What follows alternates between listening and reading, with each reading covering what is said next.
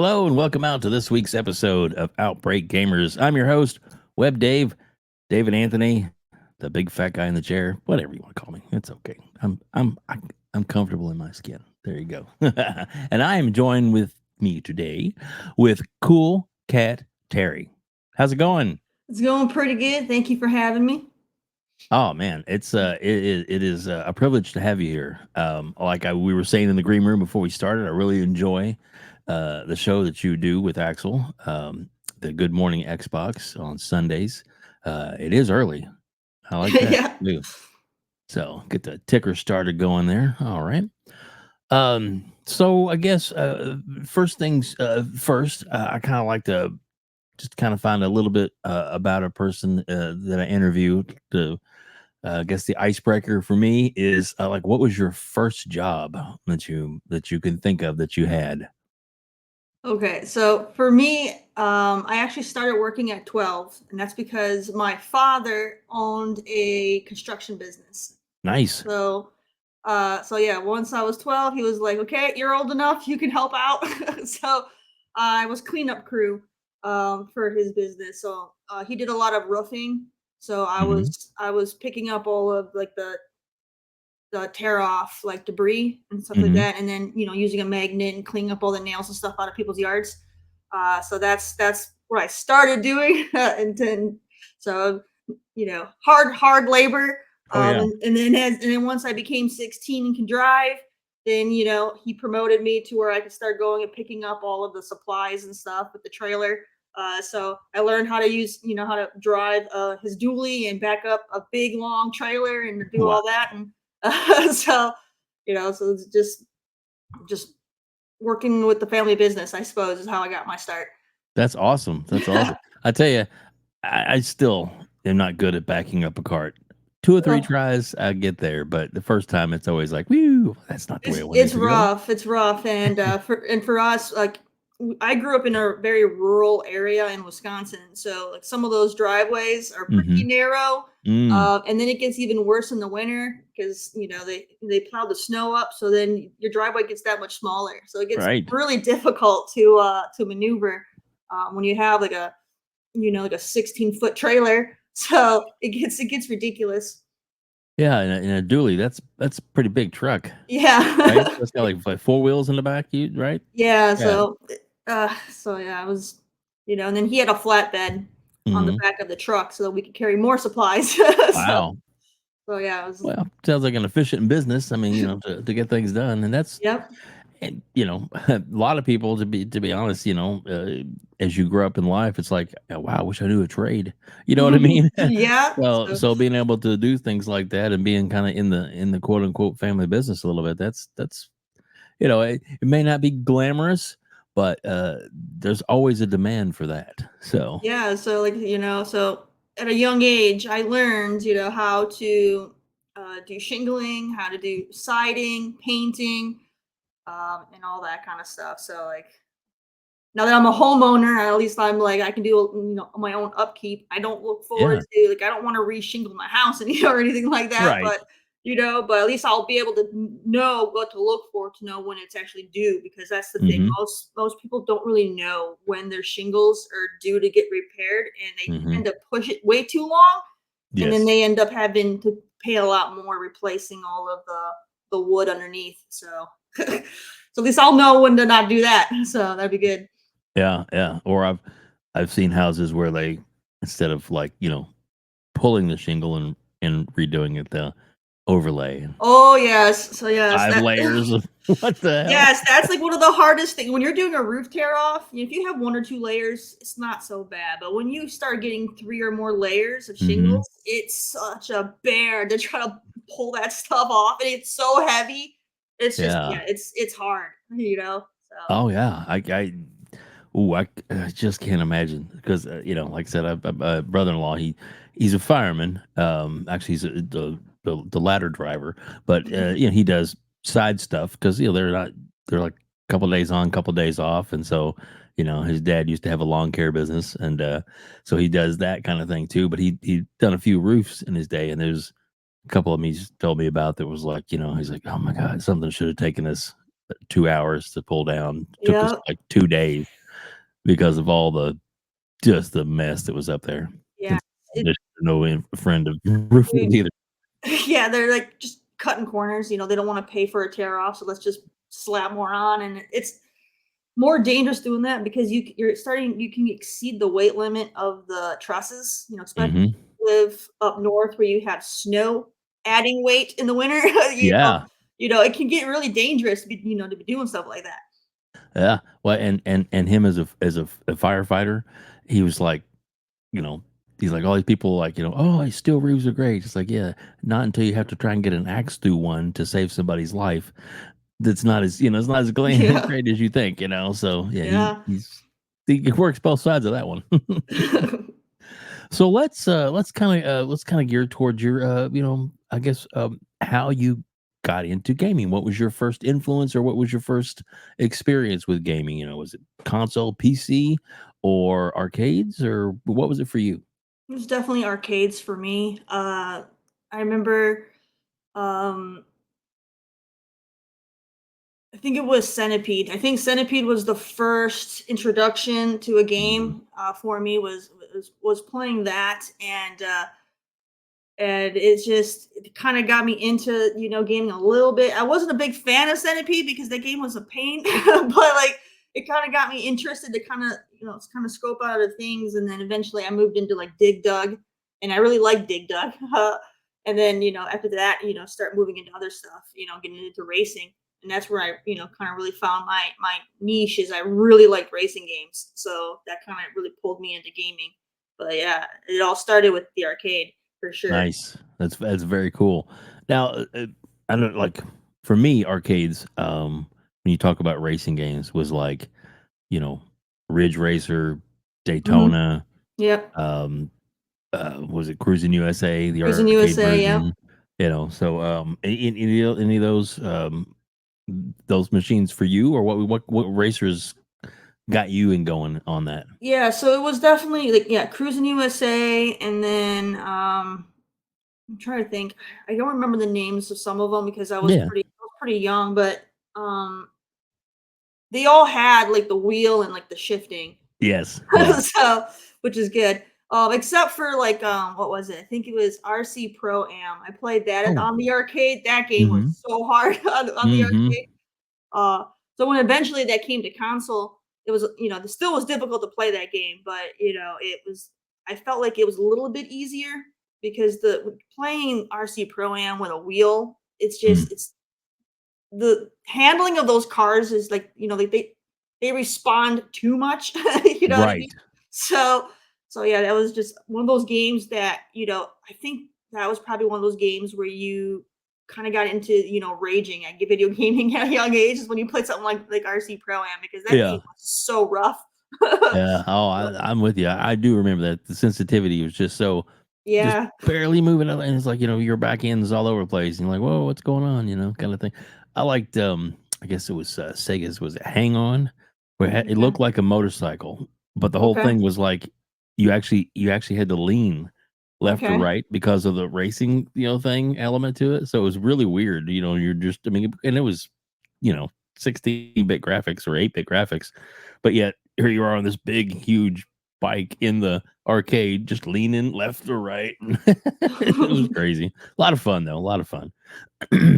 So I guess from there, how did you get into? I guess some of the home consoles. Was it just one of those things where like I like playing the so arcades, or so then eventually, um my family couldn't really afford to get consoles and stuff like that. So most of the stuff I got for most of my childhood was stuff that was, picked up at garage sales or, bought used.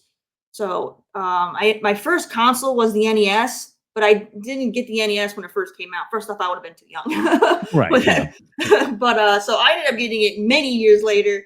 Um, I think by the time I got the NES, they might have already been on the Super Nintendo generation, Hmm. and I was just getting into NES at that point. Sure.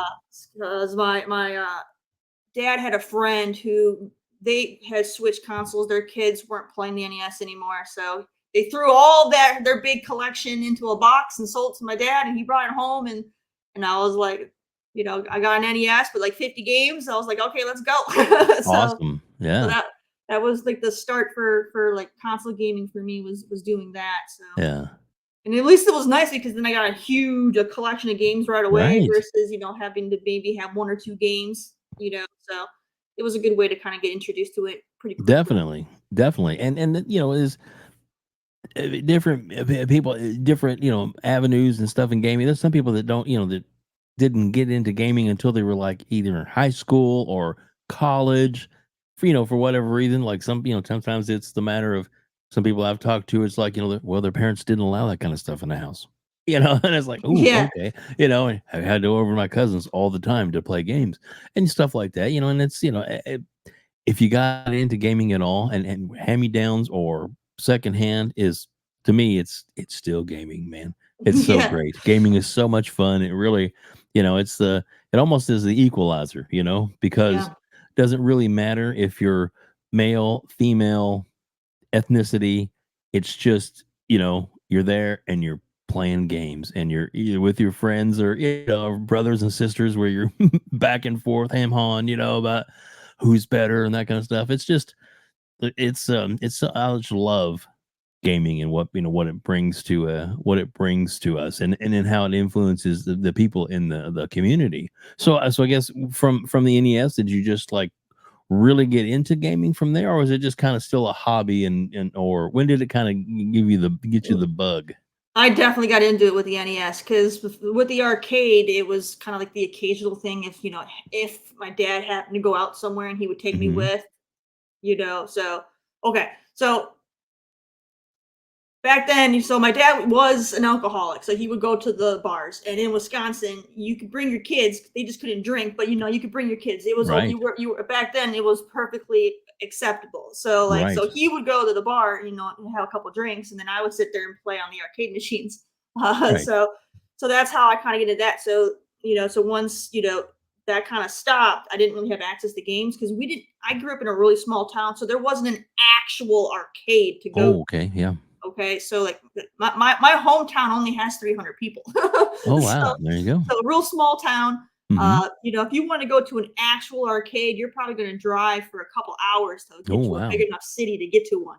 Hmm. So the only arcade machines you're going to have is at bars, Yeah. or pool halls. Yeah. So Bars, laundromats. so Yep. that was the only way I was going to get into gaming, and you don't really frequent those that much as a kid. You Right. know what I mean? As a kid, Yeah. you're not going to be going to these places all the time. Yeah. So when he brought that console home, and I got to actually just start playing games more, that's where it got me hooked because now I could just play them when I wanted to and not be like, okay, it's been a few weeks. When can I go find a game to play? Mhm. So so it was different. So yeah, definitely the NES is what really got me into it. And then I remember I used to frequent going to my local library as well, and Mhm. they would have a lot of video games on their PCs. They had like an old Macintosh. Nice. They had the old Macintosh with the floppy disks, Mhm. and I would play games on there. And then eventually, as we got further in the '90s, Windows, I think 95 and all that. You start getting Mhm. more games and stuff. But I did a lot of PC gaming as well. Kind of starting out before the gaming really took off and you started getting a lot more consoles and stuff. But so it's pretty much just my NES and the library was my outlet to get Mhm. access to gaming. That's awesome. That's awesome. Is there any game that kinda sticks out at you now that you're thinking back as far as, like, one that you really loved more than others? Oof. Or is it just, a certain group of games or I mean, there's a lot of games. Yeah, there's there yeah, I get you, I there's get a you. lot of I games, get but you, I I mean, get you. if I go way back, like if I'm just focusing on the NES, I was really into I think it was I think it was Sky Wolf Oh. 1949 or Sky Hunter, something like that. It was like Mhm. like an air, like a jet fighter Yeah. thing. It was like 1949 or something. I really liked playing that, and there was Operation Wolf, that was the first person shooter I ever played was Operation Wolf on Very the cool. NES, and I liked it because they actually made it to where because before remember you had the gun for like duck hunt. Yeah. Like that was like the only game you could ever use that gun for. Right. So then Operation Wolf came out, and you could use that gun for Operation Wolf, and Oh, it that's was cool. I didn't awesome. know that. That's Yeah, so awesome. yes, you'd have all the soldiers popping up, and you could just use that, and it was pretty cool. And it was like a side, like the scene kept side scrolling Hmm. as you went through like the battlefield and stuff. So I really liked Operation Wolf. I had a lot of fun with that as a kid. And then it was Double Dragon. Double Dragon. Classic. I got really into Double Dragon and like the Ninja Turtle games Mm. were kind of like my introduction to like beat 'em ups. So I got really into that stuff too. So those are the kind of ones that kind of stand out the most for my Yeah. childhood. Just for the NES side, you know. Yeah. If I just look at NES, Yeah. That's those are awesome though, because that's those are some classics right there, man. I love yeah. them. I absolutely love them. So I guess from the NES, what other consoles or what was your progression from there? Did you like eventually just So work your the way up to get more, or what's up? Yeah, so like I said, we couldn't get consoles all the time. So like Right. I missed out on the Super Nintendo generation. I don't know what other consoles were out with that. I think they had like a Jaguar or something.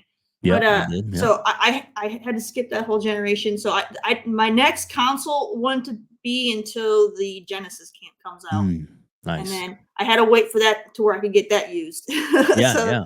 so, so that was that, and then I remember playing, Ninja Turtles, Hyperstone Heist. I think that was my favorite one on the Genesis was Hyperstone Hmm. Heist. And, Nice. so, yeah, the Genesis would have been my evolution from the NES. So, Sure. and then I don't really remember too many games that I really got into for the Genesis. It's just I think I just focused on Ninja Turtles, and then Hmm. I think Godzilla. Ooh, cool. Think I had Godzilla on there, and there was that one fighting game. I can't remember the name of it, but there was like Eternal Champions or something. Oh, yeah, yeah, yeah. I remember that one. Yeah, Yep, that I was had that one too, but I didn't have very many games for the Genesis. yeah. So as you got through, I guess playing to me, I love the Genesis. Like some of the games I played on there, people like never even heard of, like Crackdown, which was actually an arcade game, and then they put it on there, and I love that. I still have it to this day. So love even emulated too on my Steam Deck. So, but yeah, so from there, I guess did you I guess as you become older, like like getting like a I guess of job age to where you can have your own, income type thing. Did Yes. was gaming any kind of, where you spent any of your money or Yeah, so because I ended up starting working so young, Mhm, yeah, I ended up saving my money um, during my summers and stuff. And the first console I purchased myself was the N64. So nice. I ended up buying that, and oh my gosh, so many games, so many games for the N64, and I had a blast. And oh my gosh, I like to tell the story. So like I didn't get it when it first came out. Again, I had to wait because I had to save up, and For and sure. as a kid, it's gonna take a lot longer to save up for something that expensive. Uh, Exactly, yeah, nothing so wrong by with the that. time I finally got the N64, I was so excited because I bought it myself, and I think it was within like a month or two after I bought it, Nintendo announced that they had the new colors editions, and I was like, I Oh, was no. so furious because they showed that they had that clear green one, Yeah. and that's like I still resent Nintendo because I really like that clear green one, and Yeah. I didn't know it. They didn't announce it until like shortly after I had bought mine, and I had like that old like that dark gray one that they started Mhm. out with, and I was just like, man, I was like, this is one of those things. I covet that green one, and to this day I still wish I could have had that because it was so Yeah, cool. It was so cool looking. I But remember those. I loved my N64 though, so I got a lot of use out of it. I wore out my controller playing NASCAR '99, Cool. so it was good times. Oh, yeah, yeah, the NES was such an amazing machine, and the way that even the controller with the little center thumb joystick, kinda thing, it Yeah, really helped out with the 3D Mario and all that kind of stuff. Did you end up playing like Mario or I mean, the Donkey Kong 64? I played it, but I didn't really Didn't care about it. click? I wasn't Yeah, really into Mario. So for yeah. me, for the N64, I mostly played NASCAR 99, NFL Blitz. I did Star Fox 64. Oh, I love that one. I'm trying to think of some of the other big ones that I played. A lot of the wrestling games back then. So it was. I feel like that era I was mostly in the sports and Mhm, racing. mhm. And then as I got older, I started to get into more avenues of different genres and stuff. But yeah, the 64, man, that was like they had some great sports games back during that generation. So Agreed, definitely they did. Even I remember, like, playing some of the hockey games and stuff like that, that were just phenomenal, and basketball was really kinda starting to get better at that stage, where they could really you could really control them and get around on the court and stuff, and it was just yeah, sports were definitely definitely a highlight of the 64 for sure. yeah, I agree with you 100% on that, and love Star Fox. Yeah, yeah, definitely Starbucks. love that one. It was so bad. So, so from there, I guess, so what got you into the, like a more, I was gonna say modern day, but I would say more, like were you like, did you go PlayStation, stay Nintendo? Does the Xbox affect you? So How did that uh, happen? I kind of, like I said, I couldn't go generation to Of generation, so course, I kind of skipped around. So and like I there's nothing had, wrong with that. so I had the Nintendo, then I went Genesis, then I went Nintendo, and then the PlayStation came out, and my dad he bought me the PlayStation One. Now Mhm. one ONE, the little white one. Oh, yeah, nice. So he had bought me that, and so that was my introduction to to PlayStation and discs, and that had such a huge library of games. It was, Mhm. like so then I got to, the PlayStation 1, to this day is still my favorite for PlayStation. Like I feel like that like they hit it they like out of the park when they made their launch with PS1. There was just so many great games that they had. And it's just yeah, like I don't care what people say about, 4 or 5 or anything like that. 1 was where it was at. you know, Agreed. and it's just it definitely like, got me lots more addicted to gaming once PS1 came out because it's just overwhelming amount of games, especially with racing games. So like Driver 1 and 2 were Mm. games that I got super addicted to. And then there was the Need for Speeds then became a thing. Mhm. And I to this day I'm a diehard Need for Speed fan. So Nice. I have to play them. Yes, they're not as great as they once were, but I buy every single one. I just gotta have them. Yeah, So that's what you enjoy. That's yeah, all that matters. so I still have a lot of fun with them. And then there was it a Test Drive Off Road? I had so much fun playing that game. Uh, it was like one of the first times when you had a racing game and you had big jumps and you're like in this big bulky Jeep and you're Mhm. landing on the beach. And it was just fun. It was just a lot of fun as a kid playing stuff like that. So and then I got introduced into flight simulators with Ace Mm. Combat, and I Mhm. got super hooked with Ace Combat. So then I ended up following Ace Combat through over the years, and I ended up missing out on quite a few because they were on they for the most part they stayed on PlayStation Right. until way later in when they started becoming multi-plat. But I had to skip a couple of generations of PlayStation, so I missed out on some of them. But yeah, Ace Combat was one of those games that I just had to have it. Mhm. I agree with you. They were so Love fun. Ace Combat. Mhm. Yeah, that was so fun. Yeah, it was a definitely a great series for sure. So, to do I guess, because we've talked about it a little bit, and is into the descriptor that you like to covering automotive, and you seem Yes. to be into racing games. So we're gonna jump out of gaming for just a second. We'll get back to it, I promise. Okay. But let's talk about your like the automotive influences on you. Where'd that come from? Because obviously you have a passion for it. Yeah, so I get so growing up, so like my dad like all the guys in my family, we're farmers and like, tradesmen and stuff like Hmm. that. So, you fix your own stuff when it breaks. You can't afford to, go to mechanics, So if your tractor or your truck or something breaks, you got to fix it yourself and get it done so you can get back to work.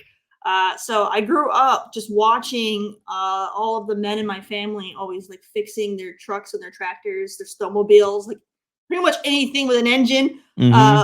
So I just always just kind of observed them doing that, and then in my teenage years, my uncle he got into demolition derby, so I got to help him build his demo cars and stuff. That's awesome. And so it kind of got me a little bit more into it. So it was one of those things where I always really enjoyed it, but I didn't really have a lot of hands on. It was mostly them just doing it. I'm just observing, and then you know college and life happens, so I don't really do anything with cars or anything. But and then now, we got our own house, and I can kind of do my own thing. So I got back into fixing cars, and I got myself a project car. So I've been working on Nice. my own car, building it back to getting it all mechanically back up because my car's like over 20 years old. So Very cool. there's a lot of parts on it that I'm like, okay, these are probably the original ones from like 20 years ago. Even though the car's low mileage because it's a garage queen, Hmm. I still figure, I gotta start replacing all this stuff because it's just old. It's just very, very Yeah. old. So just replace it. So I've been having a lot of fun. So I got myself. So the story is, so my husband was in the Navy, and his dream was to give himself a Corvette. All right. Nice. So and so he always wanted a Corvette. And his dream was having a Stingray. All right. So he ended up when we were out in California, he got himself, I think it was a 76 Stingray. And that was his dream. And so he got that car and he was happy, and then he just ran into nothing but issues with it Right. because it's it has it's notorious for ground issues because it's all Right. fiberglass. It's all fiberglass, so there's nothing to ground to. And so he just got overly frustrated with it, and he's not the kind of car guy that's going to fix it, And so he Right. spent a lot of money taking it to an actual specialty Corvette shop. Like Ooh, they geez. only work on Corvettes. So because nobody else would touch the car because it was too old. Nobody else would touch it. So he had to go to a Corvette specialty mechanic. And even they couldn't get the darn thing working. Oh my goodness.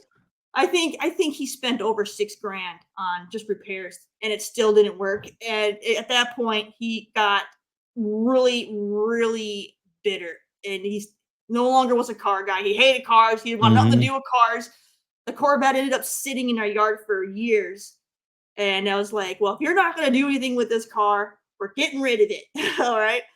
So I traded it.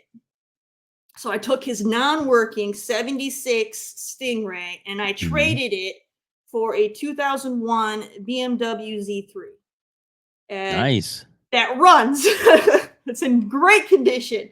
Uh, so I traded up. I was like, we're taking a piece of junk and we're getting something better. Hell Uh, yeah. so usually when you tell somebody, hey, I traded a Stingray for a BMW, people are like, you're freaking crazy. I'm like, no, that thing was a hunk of junk. Right. I'm the one that got the better deal. so Hmm. so now I have my Z3, and that's been my project car that I've been working on, and I've been enjoying it for the most part. I mean, every now and then it's repair work, so sometimes some things just don't want to, work out properly, and it's like, Right. so I had to take the intake manifold off, and there's the fuel line is behind the manifold and by the Ooh. firewall, and it's a tight spot, and I couldn't get the fuel line off. I spent 2 hours just trying to get the one fuel line disconnected. It was this nightmare, Yeah. But other than that, though, the car's been, real easy to work on, and I've been enjoying myself. It's just, Yeah. sometimes it gets frustrating. I get it. I totally do. So yeah. I love cars, but I'm not. I mean, I can tinker, but I'm not like a mechanic type thing. But I mean, I love me some cars. I've had a lot. so so yeah. So but I get it. I get that for sure. But no, BMW, those are great, man. I love those cars, man. They for the most part, I mean, they're built to last, and Yeah, that's look, when it comes to like the older ones, not so much anymore with these newer ones. right, right. These newer ones are built to break, but that's how BMW gets their money. Like he coming in and getting it fixed, you know. Yeah. So, but yeah, so like I got basically so mine's a manual, and it's one of the last like true manuals Mhm. that BMW made before they went more modern with things being a little bit more electronic. Mhm. Uh, now every day, now like, all your cars today that are manual are paddle shifters. That's not a true Yeah. manual. You know what I mean? Right. So yeah, I have like one of the last ones that BMW, made, so it's nice. So Yeah. Yeah. I had to relearn how to do it because I hadn't driven a manual since I was like 16 when my uncle taught me on his old farm truck in the field, Mhm. you know. That's So funny. so it had been a long time, but it came back. I got picked it back up. Well, But I know what you're talking about in there. The yeah. first car I had that was a manual. I got it in high school. I think like literally was like 17, so like, I could have my license for like a year, and I'd saved up to get a project car like you were talking about. What I got was a Porsche 914, What? and if you know anything about them, they're actually based off of the VW Bug frame, but it's actually Porsche put it together. It even has like a VW motor in it, and it's like a mid-engine or behind it. So it was really awesome, fun car. But the stick is reverse from the US. So in other words, it was driving on the correct side for the US, but the shift pattern is absolutely Oh, so reversed. they still had like the European shift pattern? Yes. So that's what I learned on. So like for later in life, when I went to another car, I'm like, first gear, "Why, what's going on? That's reverse. What's going on? That's Oh yeah. no. So it was that was kind of a nightmare later on trying to figure that out. But yeah, because I was and it was a fun car for a few years. So yeah, but it wasn't like, "Oh, a Porsche." No. This was like the Kmart version of a Porsche, but it was still a lot of fun to drive. A little two-seater, target top, so, kinda cool.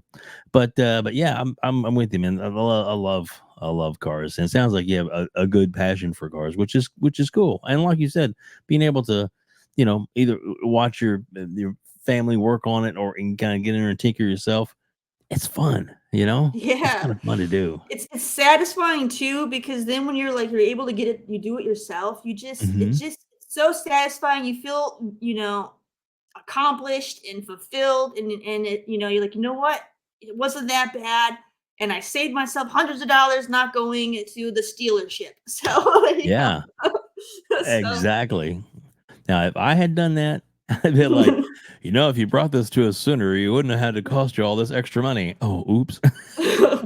That's usually my story yeah. when So it comes so to that sort of stuff. that's one of the things though too is like if your car still has it, if you have Mhm. the owner's manual, Mm, there's a maintenance schedule in those manuals. So as long as you're following your maintenance schedule, it'll be a yeah. lot cheaper upkeep Yes. than waiting for stuff to go too far and break because then other things break with it. And that's when you start, you know, Yes, exactly. dishing out the money. So you gotta, it's important to do the preventative maintenance. Amen. You're right on there. My sister, God bless her, she had bought a new Mazda at one time, and then like 2 or 3 years later, she couldn't understand how how the motor blew up and seized in it. Oh, she didn't do oil changes, did she? She never did an oil change. Yeah, I was like, "You never what?" She goes, "Well, I didn't know." What? Yeah. So there's that. But the crazy thing is even people who are good about doing oil changes, Mhm. always forget to maintain the transmission fluid. Right. And it has the same maintenance schedule. It just, it's longer than your engine oil, but you still have to maintain it. It's not going to Yeah. last forever. You have to Right. change it out, and people just never ever do it. And then they're like, well, my transmission shot. I wonder why. you know, You have that Exactly. car. You've been running that thing for like 10 plus years, and you've never once. You're pushing over 100,000 miles, and you still got the original fluid from when it came off the factory. Like come on, Yeah. man. You wonder why it Yeah. broke. Exactly. And trust me, like $100 to have it serviced now can Yeah, save you thousands of thousands. dollars later. Yeah. Oh, I'm right there with you. That and a lot of times the suspension gets ignored, tire tread gets ignored. Well, how about Mhm. those? They're new. They're like 5 years old. Really? Yeah, Yeah. that's good. Hmm. Yeah, that's true. Like people don't understand that, tires, once they're around 6 years, you should replace them. Even if you have like 90% of your tread, the Mm-hmm. tires are no good. You Yeah, know? exactly. I mean, not only the weather and the rubberization, those things Mhm. erodes or breaks Yeah, down, the and compounds break yeah. down and deteriorate. Yeah, So yeah. It's just that, they look so pretty. I put my Windex on it and all, like, oh god, it's like, don't do that. Black yeah. magic. Yeah, black Yeah. magic didn't fix a tire. Oh my gosh, the tire shine stuff that people use. Oh, It's the people worst. stop using that crap, people. Okay, Yeah. it only lasts a week and it dries out the rubber. Don't Mhm. and it leaves a nasty film, and then your tires start to turn yellow. Do it the Yep. right way. Get conditioner. Yeah, Okay. exactly. Exactly. There's all kinds of, quote Mhm. unquote pushed products in automotive stores. Yeah. But if you do a little research and you can figure out there's definitely ways to make your car last longer Yeah, and, I use the correct stuff so like so mine will be shiny and new and it'll last for like 6 months. nice. That's So like awesome. use the right stuff. Uh-huh. Exactly. Exactly. I didn't mean to go off on car talk, but I enjoyed it. So that was cool. But like I said, I wanted to add kind of a perspective to some of the podcasts and stuff that you do as well too. So we're gonna jump back to gaming real quick. Let's get it. So Cool Cat Terry, is Yes. that like is that a gamer tag? Is that nickname? How'd you come about with that? So back when I was like 13, I got my first email. Mhm, so nice. it was my first email was with Yahoo, and I didn't know what to make it. So they had Mhm. like this generator. They're like, okay, throw in some keywords. We're going to give you a list of pre generated things, and that'll Nice. become your email. So I was like, okay, I like cats. I like my name. And I put a whole bunch of other like random things in there. And Mhm. it ended up putting Cool Cat Terry together. And I'm like 13. I'm like, oh, that's awesome. Nice.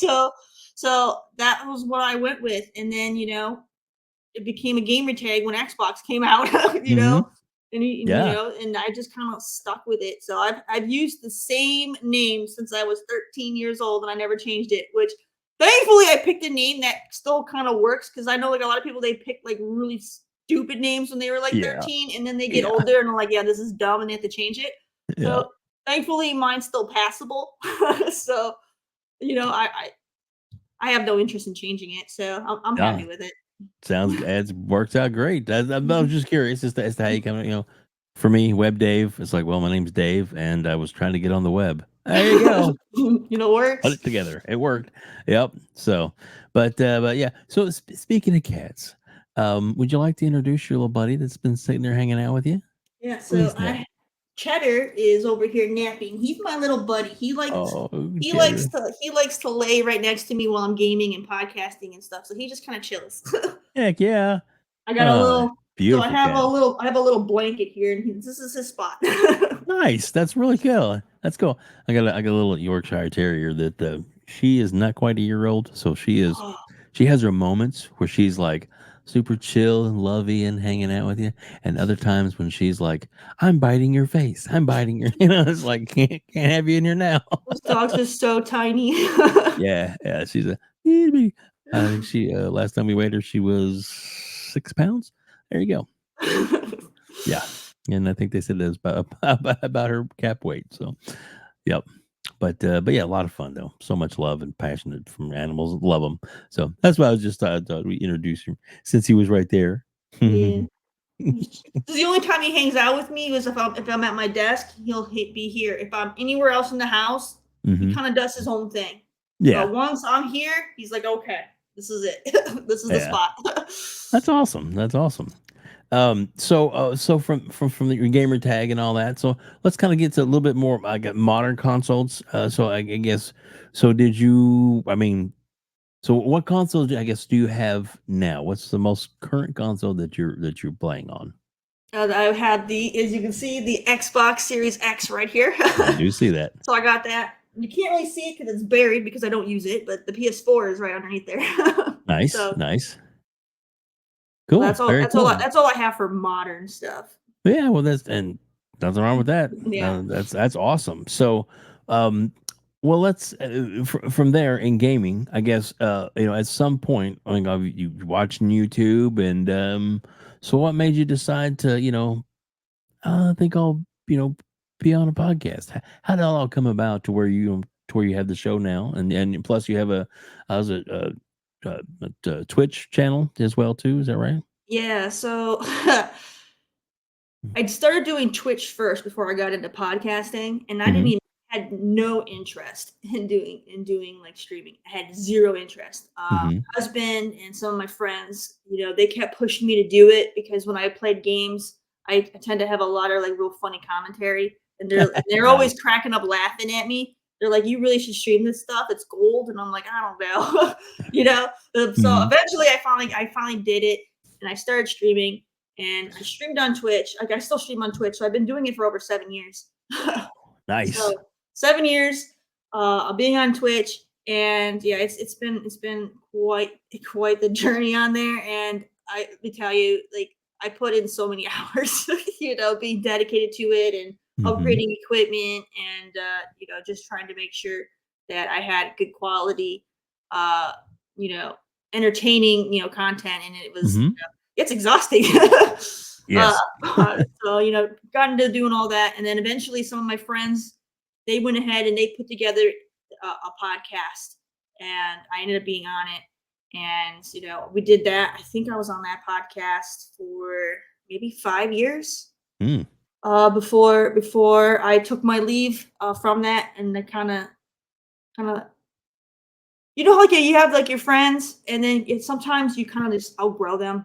Yes. You feel like you're maturing faster than them. So Mhm. it kind of felt like that for me. Like they were still doing a lot of the same immature kind of jokes and stuff, and it kind of got to the point to where I was like, "Meh," you know. Yeah. And so I kind of moved away from that, and stuff like that, and I started making my own podcast and stuff. So I was in a all girl I think it was beauty gamers. So it was like Nice. it's an all girls gaming group that's like on Discord and stuff.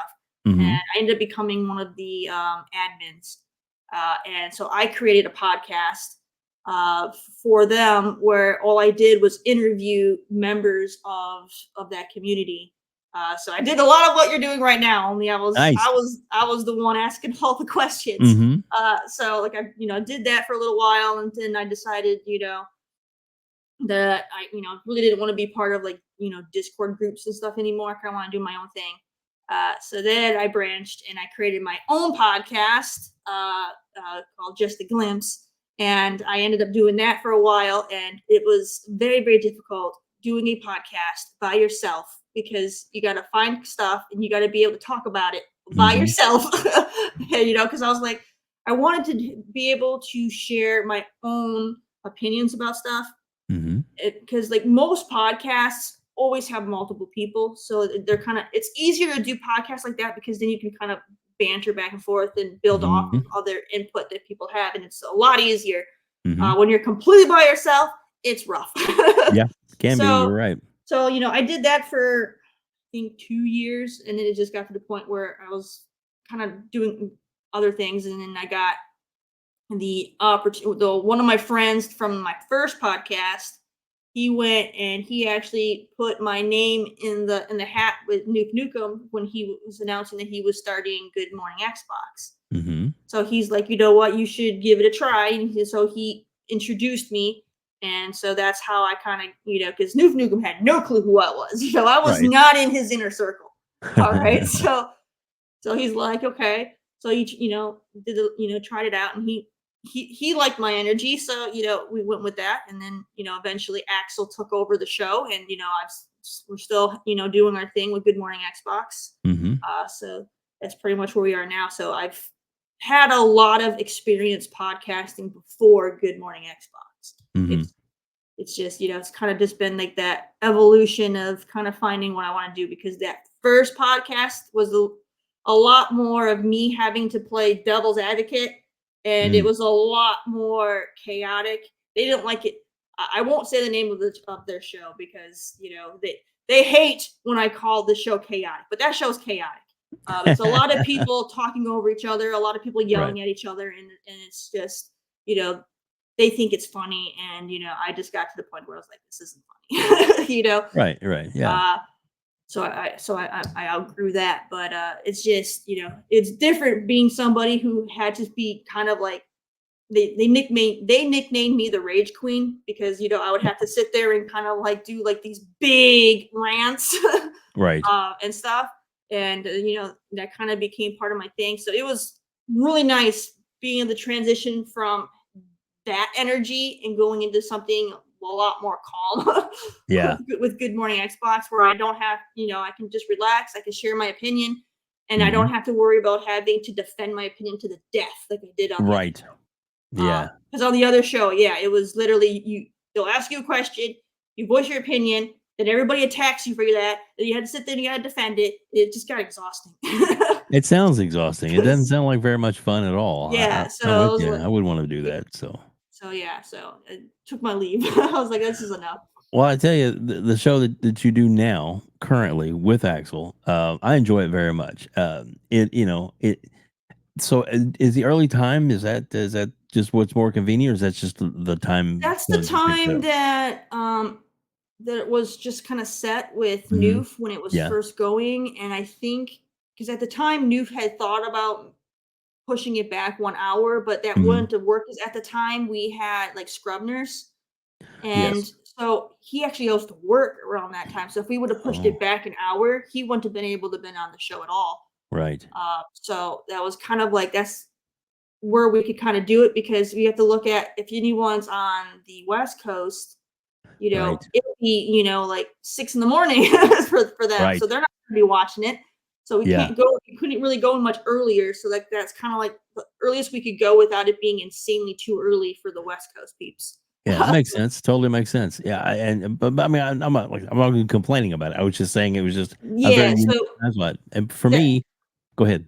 so that's just what it was, and it just hasn't changed. I mean, if Axel ever decides he wants to push it to another time, like I feel like I don't have a problem with that. I feel like most of Yeah. our viewers kind of chime in around 10 o'clock Eastern. So, I Yeah. mean, if he ever decided that he wanted to push it back, I mean, I'd be fine with it. But that's just kind of been Yeah. the time the show's always had. So that's just where we've kept it. Well, it works. It Yeah. works. I'm a banker now, so banker's hours for me are I'm usually on the computer around 5 o'clock in the morning a.m. Central Standard Time. So to me, when I got it's like oh hey, it's coming up.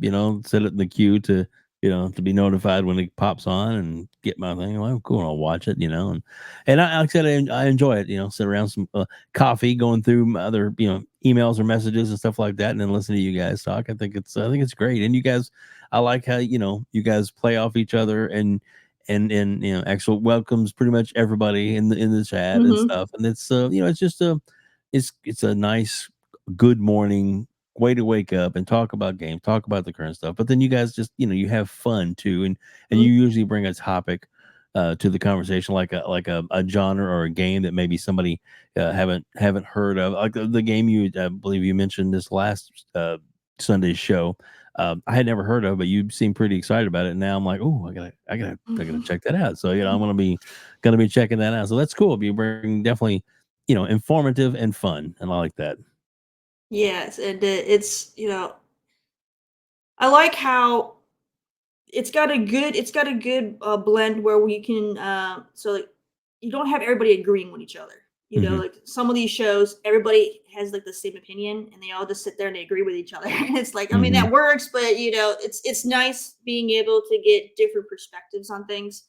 And I think that's one of the nice blends that I kind of bring to the table is I think very differently from everybody else. Hmm. So like it'll be kind of, like Axel will have a topic and he'll be outraged. And I'm like, yeah, well, and I'll sit there with a different Yeah. perspective thing, trying to justify how it's okay, Yeah.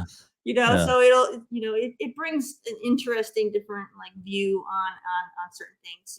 We Yeah. get people to kind of see things from different ways because you know it's real easy to get emotional about something and not really think about the whole picture of what's going on with Right. something. So, and that's kind of how I am. I don't like to just jump on something. I like to kind of really think it through and kind of look at it from different angles because it's nothing is never that black and white.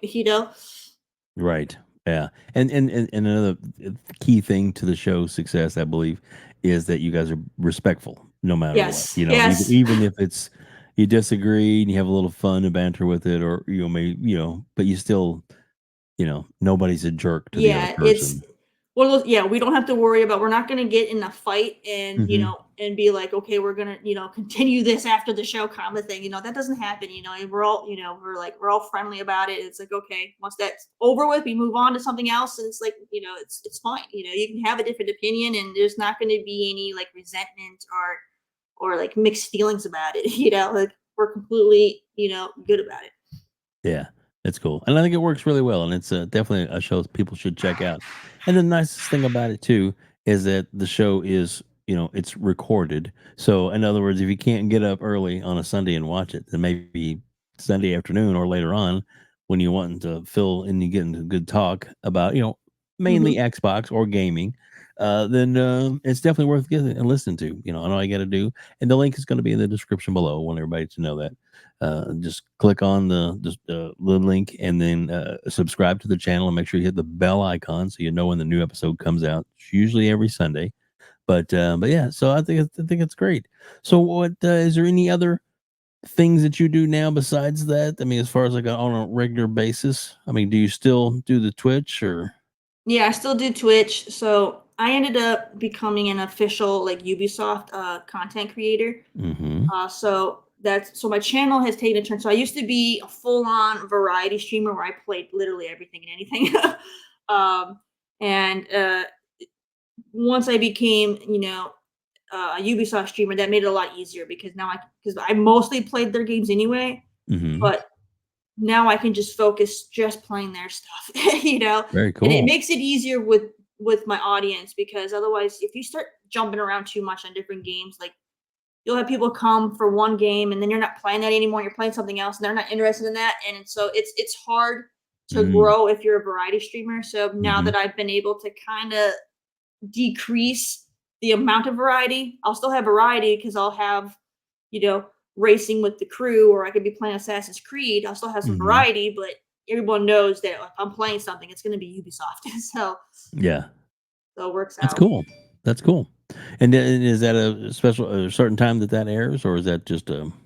Yeah, so I do that on Sundays after Good Morning Xbox. So I don't Okay. have like a dedicated time because it really depends on when Good Morning Xbox ends because we don't Mm. really have like an official cutoff time for the show. Mhm. Axel tries to keep it, I think, around the 2 hours, but sometimes we did have that one that was like 3 hours. Wow. so like he tries to keep it within a certain time frame, but sometimes it goes a little longer. So we don't have like a set like we're gonna end the show at 11. That's not gonna happen. Right. Kind of tries to taper it off, but it's not gonna be okay. We're hitting the cutoff time. So that doesn't happen. So I try to once the show gets done, I try to go and have lunch and all that kind of stuff. So Right, I yeah. try to start my stream usually around 2 o'clock in the afternoon, Nice. but it's not set. you Yeah, know, yeah. I'm with you. Before I did podcasting, I had a set schedule. I always started at the same time. Right. It's just now I can only stream one day a week. So I kind of just do it when I can. Yeah, yeah. Well, that makes sense. And I'll put the link in the description to the Twitch channel as well, so people can click right through and go check that out as well. Awesome, awesome. Well, as we kind of wrap things up, let's kind of throw at you a question I ask everybody. Mhm. So, what game or games? Because inevitably everybody gives me more than one answer. Are that's coming out that's not out yet, that people know about. So no like mystery games. There's something that is coming out that you're most looking forward to. And what game would that be? Skull and Bones. There you I go. am I am super excited for Skull and Bones. And hope it comes out because it's been in this like development turmoil of is it Right. coming out? Like they're still doing alpha testing on it, so I feel like it's coming out, Yeah. so it's just that's the game. That is the game. You know, like everybody seems like the whole world was focused on Starfield and that was like Mhm. the game. Nah, Yes. that's how I feel about Skull and Bones. That's the game. And Nice. it's just not coming out. I don't know what's happening with it, but All right. hopefully I won't have to wait too much longer because I really want to play it. Yeah, I You really you enjoyed sound doing like the you really wanna testing. play it. Yeah, That's I did a Ubisoft too, right? I've done a couple of the alpha tests and stuff, so I already have a Nice. good feel of what it is. It's I want to play it. you Yeah. know, it's Mhm. great. It's a lot of fun, and it's just they did have some stuff that they had to kind of like patch up because there was a certain part. I remember I was going down a river, and every time I got to this certain part of the river, the game would crash every time. Oh, So yeah. like there were some things that they definitely needed to fix. Mhm. So the game's not ready. Right. So it's not ready, but it's from what I've seen, that game has a lot of potential. It's gonna be a lot of fun. Cool. And that is a Ubisoft game, is that That's right? a Ubisoft game. Yeah, yeah. Thought So, so, I just wanted to make sure.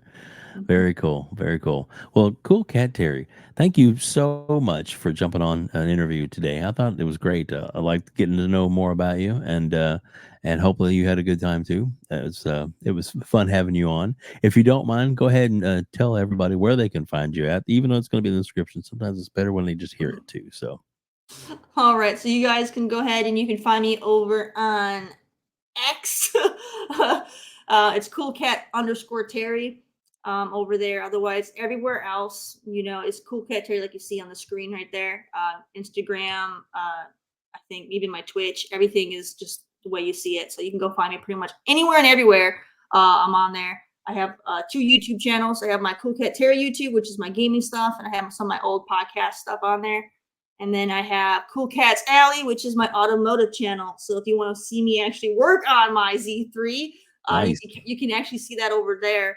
Yeah, and then of course, Good Morning Xbox on the iconic video games channel on Sunday mornings at 9 a.m. Eastern. There you go. Well, we'll have the links to every single one of those in the chat below or the description below, excuse me. And then, of course, if you're listening later on audio as well, because this will go on iTunes and Spotify and iHeartRadio. So all that the link in the description of any of those shows, they'll be there as well. So don't hesitate to just click down and check it out. Cool Cat here. Thank you so much for being on today. It was great having you. Thank you. And thanks to everybody for joining us here and watching us on Outbreak Gamers.